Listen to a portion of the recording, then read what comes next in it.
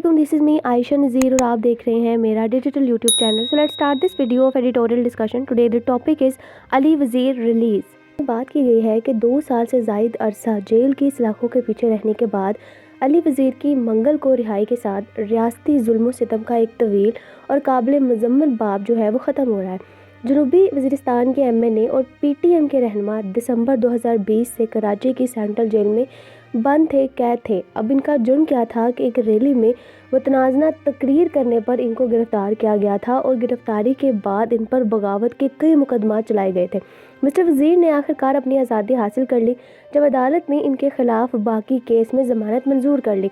यकीनन ज़मानत का जो मतलब है वो बरी होना नहीं है और मिस्टर वज़ीर के सर पर अब भी मुकदमे का जो ख़तरा है वो मंडला रहा है, लेकिन इनकी कोशिशें जो हैं वो बेकार नहीं गई, बेमकसद नहीं गई। ये वो शख्स था जिसने ऐसी राय दी थी जिससे जो रियासत है वो मुतशिल हो गई थी और तब मामला उठाया गया था कि अब इसको तो सबक सिखाना है। और जो ये बात है, इस बात का जो सबूत है वो इसकी मुसलसल कैद की बुनियाद पर एक बदनीयती की वजाहत करता रहा था। ज़मानत की दरख्वास्तें बार बार मुस्तरद करती गईं और अगरचा नवंबर जो गुज़िश्ता नवंबर गुजरा है उसमें इनको असल इल्ज़ाम पे बरी भी कर दिया गया था, लेकिन इनके ख़िलाफ़ कराची और KPK के मेराम शाह में इसी तरह के 3 मुकदमा दर्ज किए गए और इन्हीं मुकदमात के वजह से जो कानून साज हैं उनको रोका गया था और इनकी आज़ादी से महरूम रखा गया।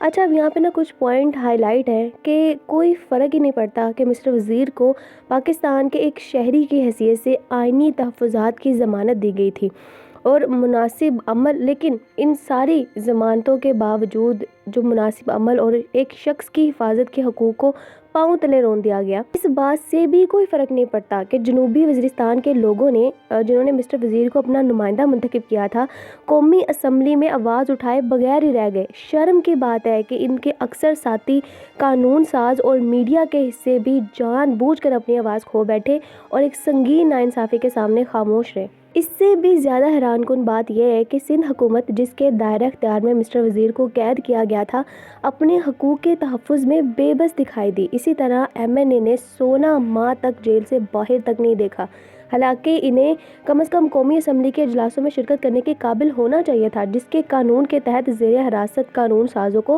प्रोडक्शन ऑर्डर जारी किए जाने की ज़रूरत होती है जो इन्हें ऐसा करने के काबिल बनाते हैं। खैर लेकिन अगर गौर करें ना, जब खान साहब की हुकूमत थी तो खान साहब की हुकूमत के दौरान इस उसूल पर मुसलसल अमल नहीं किया गया था, लेकिन मिस्टर वज़ीर के लिए प्रोडक्शन ऑर्डर ज़रूर जारी किए गए थे क्योंकि उस वक्त मिस्टर खान के ख़िलाफ़ तहरीक अदम एतमाद आ गई थी और उनको वोट की ज़रूरत थी। तो सिर्फ उस वोट को हासिल करने के लिए इनको बरी किया गया था और प्रोडक्शन ऑर्डर जारी करवाए गए थे, क्योंकि उस टाइम पे वज़ीर आज़म और इस्टेब्लिशमेंट जो है वो वाज़ेह तौर पर अपने सारे इख्तियारात से बाहर हो गए थे। मिस्टर वज़ीर की आजमाइश इस बात का बिल्कुल मुखालिफ है कि कानून की हुक्मरानी पर मुबनी माशरा कैसा लगता है। This is all about the second editorial of the day. Stay tuned. See you in the next video. Till then, Allah Hafiz.